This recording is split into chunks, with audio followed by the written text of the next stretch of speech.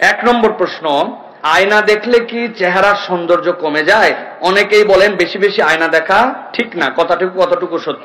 প্রিয় ভাইরা, কথাটুকু কোরআন হাদিসের দৃষ্টিভঙ্গি অনুযায়ী সত্য কথা নয়, বরং আয়না দেখলে নবী করিম সাল্লাল্লাহু আলাইহি ওয়াসাল্লামের পক্ষ থেকে নির্ধারিত দোয়া আছে, যে দোয়াটা রাসূলুল্লাহ সাল্লাল্লাহু আলাইহি ওয়াসাল্লাম আমাদেরকে শিখিয়ে গেছেন। আপনি আল্লাহর কাছে দোয়া করবেন, হে আল্লাহ, আপনি আমাকে সুন্দর বানিয়েছেন, অতএব আমার চরিত্রটাকেও আপনি সুন্দর বানায় দেন।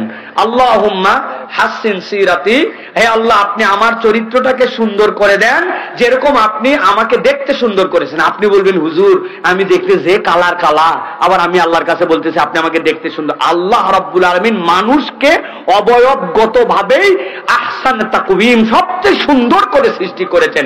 অতএব আল্লাহকে আপনি বলছেন, আল্লাহ আপনি আমাকে দেখতে সুন্দর বানিয়েছেন, অতএব আপনি আমার চরিত্রটাও সুন্দর করে দেন।